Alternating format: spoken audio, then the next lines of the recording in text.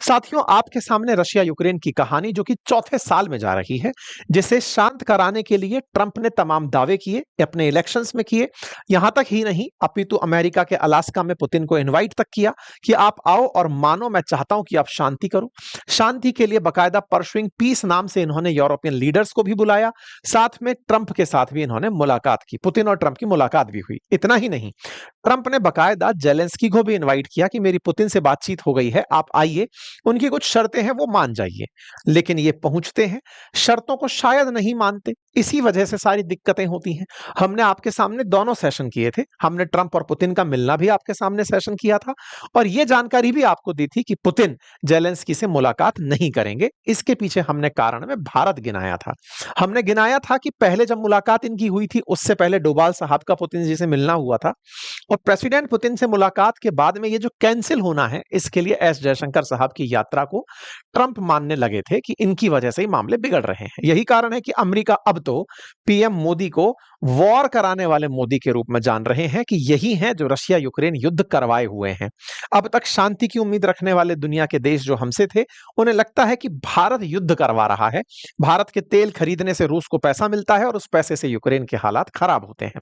जो भी हो, फिलहाल के लिए पुतिन ट्रंप के किसी भी प्लान से सहमत नहीं थे, ये बात स्पष्ट पता चलती है और पता चलती है तो फिर ये तस्वीरें निकल कर आती हैं, जिस पर हमने पहले भी आपके सामने कुछ वीडियोस किए हैं। 20 तारीख को ही, जिस दिन दोनों के बीच में एक दूसरे को मतलब 22 तारीख को हमने ये सेशन किया था और हमने बताया था कि 20 तारीख को ही पुतिन ने जेलेंस्की को बता दिया था कि हम कोई शांति वार्ता के पक्ष में नहीं हैं। बंबार्डमेंट उसी समय करने शुरू हो गए थे। जेलेंस्की ने अपनी तरफ से दुनिया के सामने तस्वीरें रखना शुरू किया और कहा कि दुनिया वालों, आप भले ही पुतिन को मना लो, लेकिन उन्हें विश्वास केवल नुकसान में है और नुकसान के नाम पर उन्होंने हमारे यहां पर ये गुम गोले बरसाए हैं। लगभग 18 लोग अब तक हमारे गोलों में मारे जा चुके हैं। ये तस्वीर दिखाते हुए जेलेंस्की ने पूरी दुनिया से आह्वान किया कि पुतिन को किसी तरह से तो रोक लो। भारत पर प्रतिबंध लगाने के बावजूद भी वो नहीं रुक रहा है, करें तो करें क्या। ऐसे में अमेरिकी अखबार लिखते हैं कि 2 वीक बाद भी, यानी ट्रंप की समझाइश के 2 हफ्ते बीत जाने के बाद भी रशिया का बंबार्डमेंट कीव पर जारी है और जिसमें 18 लोगों की जानें जा चुकी हैं।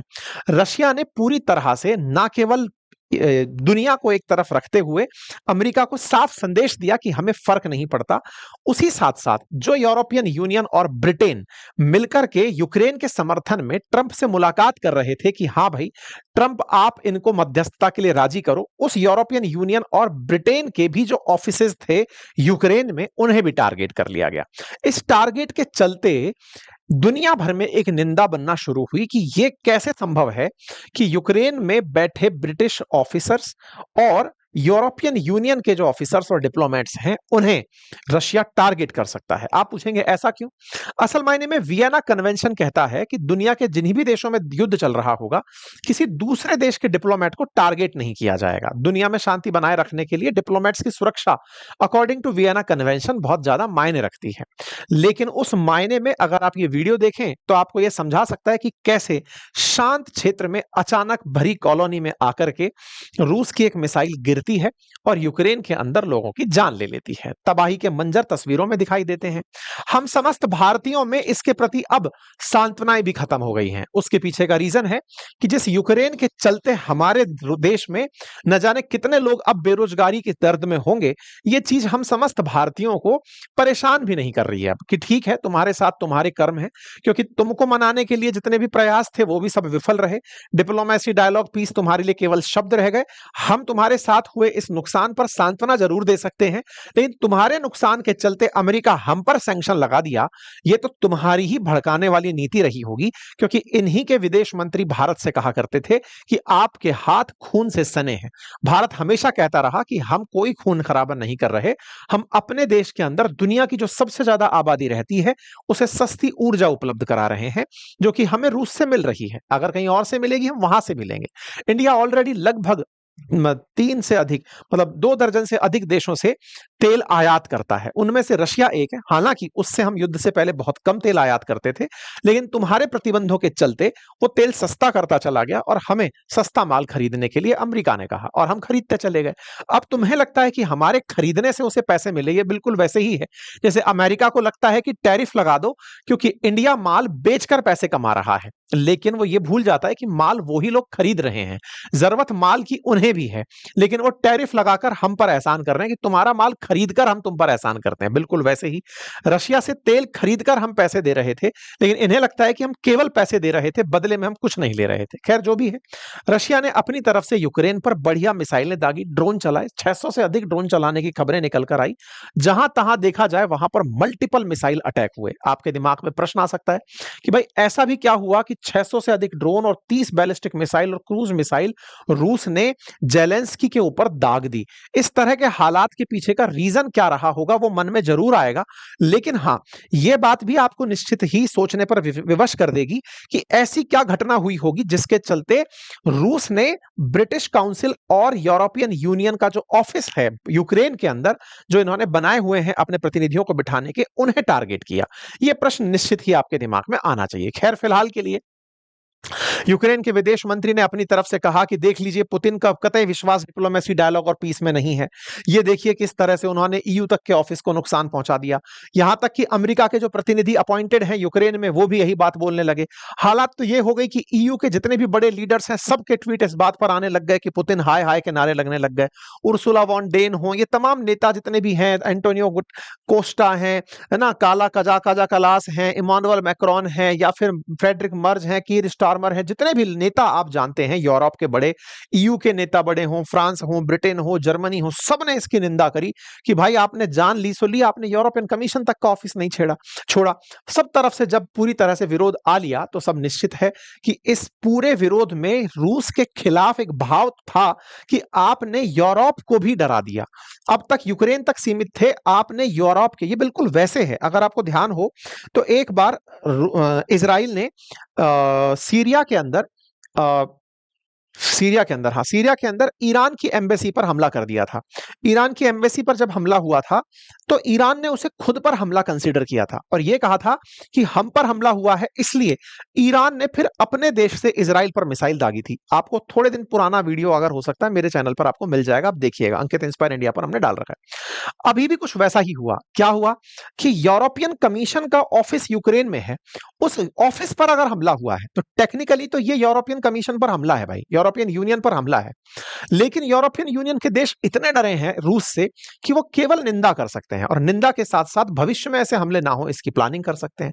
प्लानिंग के नाम पर इन्होंने बाकायदा एक स्कीम लॉन्च कर रखी है जिसमें कि 150 बिलियन यूरो यूरोपियन देश खर्च कर रहे हैं ताकि वो भविष्य में ऐसे हमलों से बच सके।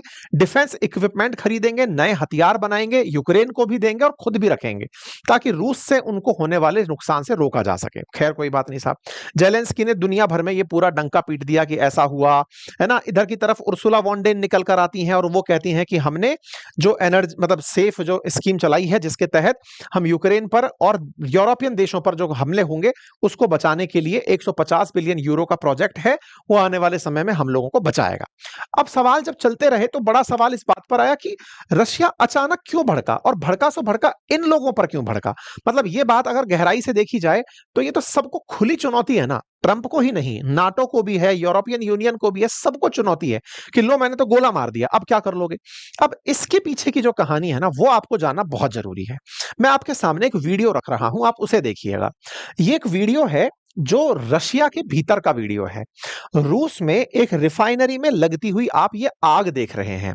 ये कीव इनसाइडर की ट्वीट पर डली हुई वीडियो है 24 अगस्त की। कहानी क्या है, 24 अगस्त के दिन ये जो तस्वीर आपके सामने है, इस तस्वीर में रिफाइनरी के अंदर ये जो आग फूटी है, ये आग असल में यूक्रेन से चले हुए ड्रोन्स ने इस रिफाइनरी पर गोला गिरा के की है।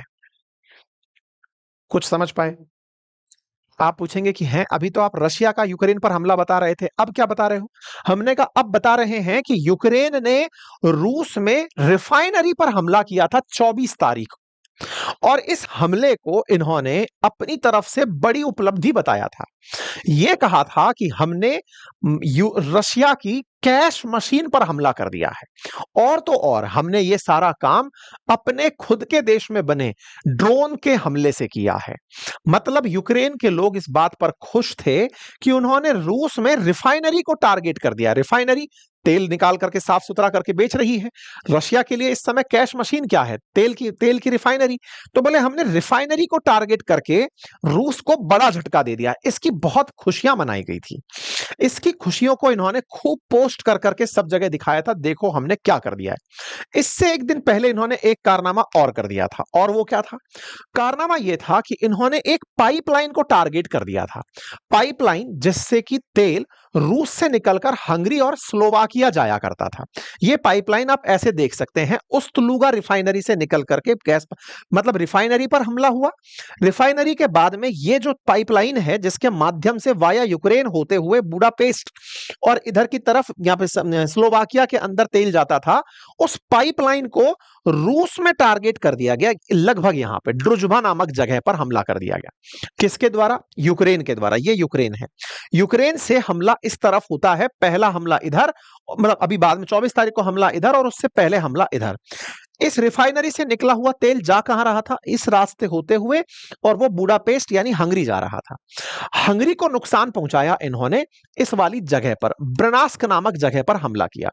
अब दिक्कत क्या हुई कि रशिया पर दो हमले, और दोनों ही ऑयल रिफाइनरीज पर। आपको यह तो ध्यान होगा, अमेरिका बार बार एक ही चीज कहे जा रहा है कि रूस से तेल खरीदकर भारत उसे पैसे दे रहा है। यह दुनिया को भी समझ में आ गया कि रूस से तेल केवल भारत ही नहीं खरीदता, बल्कि और भी यूरोपियन देश हैं जो खरीदते हैं। उनमें से हंगरी एक देश है जो कि यूक्रेन का पड़ोसी है। हंगरी और स्लोवाकिया उससे तेल खरीदते हैं, बकायदा पाइपलाइन है, और उस पाइपलाइन को निशाना बनाया गया। अब आप इस तरह से देखिए, यूक्रेन के साथ में जो देश लगे हुए हैं उसमें यह रहा हंगरी, और पड़ोस में बैठा है स्लोवाकिया। ये जो स्लोवाकिया और हंगरी है, दोनों ही लैंडलॉक कंट्री हैं, अर्थात इनको समुद्र प्राप्त नहीं है। समुद्र के अभाव में इन्हें जमीन के मार्ग से ही व्यापार करना होता है। उनमें से एक व्यापार इनका वाया यूक्रेन होते हुए यहां पर इस तरह से पाइपलाइन के थ्रू होता है। यूक्रेन वालों ने खुद के देश में पाइप नहीं फोड़ा, रशिया में फोड़ा, ताकि उनका तेल ना बिक पाए। लेकिन क्या आपको यह नहीं लगता कि जिस देश को चारों तरफ से दुनिया ने घेर रखा है, उसके लिए गैस पाइपलाइन हो या ऑयल पाइपलाइन, पहुंचे रहना जरूरी होता है। आप सोचिए, इस पाइप के फूटने से हंगरी के अंदर अगले 7 दिन का एनर्जी क्राइसिस पैदा हो गया है। हंगरी भाई साहब इस बात पे फट गया, बुरी तरह से फटा। क्यों? क्योंकि अल्टीमेटली इन भाई साहब ने जो तेल इनको भेजना था वो 7 दिन के लिए रोक दिया। अब इंटरेस्टिंग बात यह है कि आपको अब तक यह समझ में आ गया होगा कि यूक्रेन पर जो गोला गिरा, वो गोला गिरा क्यों। अगर आप हमले की यह खबर सुन रहे हैं कि ब्रिटिश काउंसिल को और यूरोपियन काउंसिल को टारगेट किया गया और 18 लोगों की जान ले ली गई यूक्रेन में, तो उसके पीछे का असल कारण क्या था? यूक्रेन के द्वारा 2 दिन पहले इन जगहों पर हमला करना। यूक्रेन ने हमला किया, बदले में यह कार्रवाई हुई, लेकिन इस बदले की कार्रवाई को जेलेंस्की ने दुनिया भर में ढिंडोरा पीट करके सुनाया। रशिया ने किसी को नहीं बताया था, मतलब बस ये एक न्यूज बनकर रह गई थी कि रिफाइनरी में आग लगी है, और यूक्रेन ने इसे अपनी उपलब्धि के रूप में काउंट कराया था कि हमने ये कारनामा किया है। ये बिल्कुल वैसे ही है कि पुतिन ने इन्हें पहले समझाया कि भैया ऐसा मत करो। समझौते के लिए ट्रंप से मिलने गए, लेकिन ये नहीं माने। इनको देख करके एक बढ़िया मीम याद आता है, और वो ये है कि कोई कुत्ता भौंक रहा हो और उस कुत्ते को अगर आप पीट दो तो फिर वो प्याए प्याए करने लगता है। बिल्कुल वैसा ही पुतिन ने इनके साथ किया। ये पहले इनकी तरफ भौंके, इनकी रिफाइनरी को फोड़े, और जब ये मारने आए तो अब ये प्याए प्याए करने लग गए, और इनको बचाने के लिए डॉग सेवर्स दुनिया भर से निकल आए, और उसमें से यूरोपियन यूनियन के देश वगैरह सब आकर के इनको बचाने लगे कि भाई बहुत बुरा मार दिए। यूरोपियन यूनियन के देश इनके लिए आए तो आए, लेकिन एक यूरोपियन यूनियन का देश इनके खिलाफ हो गया, नाम उसका हंगरी है। हंगरी इतना नाराज हुआ कि तुमने हमारे यहां आने वाला पाइप क्यों फोड़ दिया?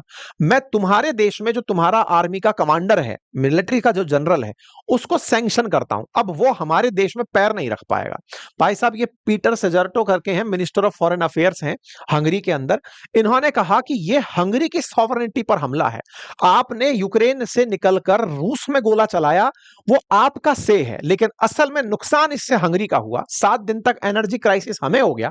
अब हंगरी को दिक्कत जो हुई है, इसके चलते हम अपनी तरफ से कमांडर ऑफ मिलिट्री यूनिट जो है ना, जिसने ये कारनामा किया, उसको सैंक्शन कर रहे हैं। कौन से देश का? यूक्रेन का। और उसे शेंजन एरिया में, जहां जहां पर बिना पासपोर्ट के एंट्री शुरू हो सकती है, वहां सब जगह हम उस आदमी को बैन कर रहे हैं। भाई साहब, इन्होंने बैन मार दिया। अब दो पड़ोसियों का झगड़ा था, अभी रशिया यूक्रेन चल रहा था, इधर हंगरी नाराज हो गया। इस बात पर यूक्रेन वाले चिढ़ गए कि देखो कितना बेशर्मी है, हम झगड़ा कर रहे हैं रशिया से, तुम हमसे झगड़ा कर लिए। तो भाई साहब ये बोलते हैं कि आप हमसे झगड़ा किए, हमारा युद्ध नहीं है ये, तुम्हारा युद्ध है, तुम लड़ो, हम अपना नुकसान क्यों भुगतें? अगर तुम्हारी वजह से युद्ध हो रहा है तो भाई हम अपना बदला पूरा लेंगे। हंगरी खुलेआम भाई साहब इन पर चढ़ गया। इस पर पूरी तरह से हंगरी ने, मतलब यूक्रेन ने हंगरी के एम्बेसडर को बुलाकर झाड़ दिया कि यार तुम हमारे साथ युद्ध में ही नहीं हो। तो वो बोला भाई साहब ये युद्ध आप रशिया और यूक्रेन लड़ रहे हैं, हमारा तेल क्यों रोका जा रहा है? हमको दिक्कत नहीं होनी चाहिए। भाई साहब इस तरह का कलेश इस समय मचा हुआ है। जेलेंस्की बाहर आते हैं, जेलेंस्की हंगरी को बहुत भला बुरा कह देते हैं कि तुम्हारा तो कोई साथ ही नहीं है, हमें तुमने आज तक हमारे साथ सिंपैथी नहीं दिखाई, हमरे इतने लोग मर गए, तुम्हारी तरफ से दया नहीं निकली। बोले दया? तुम पहले हमारे पाइपलाइन को फोड़े, उसके बदले में तुम्हारे, फिर वही वाली बात, तुम पत्थर मार के आ रहे हो, वो गोला मारेगा, वो गोला मारेगा, उससे तुम मरते हो और फिर दुनिया के सामने जाके प्या प्या चिल्लाते हो। इस बात पर फिर ये हंगरी और यूक्रेन भिड़ लिए। अब हंगरी की कहानी क्या है ना, असल में हंगरी के जो राष्ट्राध्यक्ष हैं वो काफी करीबी पुतिन के और शी जिनपिंग के माने जाते हैं। यही वो व्यक्ति हैं जो अक्सर पुतिन के ऊपर लगने वाले बड़े सैंक्शंस को रोकते हैं यूरोप में। यूरोप में एक बड़ा चेहरा है ये पुतिन समर्थकों का। ऐसे में उनकी तरफ से पुतिन के समर्थन में कहिए या यूक्रेन के खिलाफ ये बयान निश्चित ही एक विजेता का भाव पुतिन के मन में ला देता है। अब बात करते हैं कि क्या यूक्रेन और रशिया वाकई में रुक पाएंगे? तो अब तक का अपडेट ये है कि सब ये मानते हैं कि यूक्रेन रुकना ही नहीं चाहता है। रशिया ने तो अपनी तरफ से बातें रखी हुई हैं, उसकी शर्तों को मान ले यूक्रेन रुक जाएगा। 4 साल हो गए युद्ध चलते हुए, अगर अभी भी नहीं मानेगा तो युद्ध चलता रहेगा। इन भाई साहब ने केवल और केवल खेद ही व्यक्त किया है, क्योंकि इनके हाथ में कुछ भी नहीं है। हाँ जो है वो हम जैसे देशों के ऊपर, जिन्हें पता है कि हम इंपोर्ट आधारित अभी अर्थव्यवस्था है, हमें अभी और ज्यादा आत्मनिर्भरता की तरफ मेहनत करनी होगी, उन देशों पर ये सैंक्शन खेलकर अपना ईगो सेटिस्फाई कर रहे हैं। खैर अच्छा है, फिलहाल के लिए पुतिन का संदेश ट्रंप के लिए अच्छा है। बाकी आप लोगों को क्या लगता है, अपनी राय जरूर कमेंट बॉक्स में बताइएगा।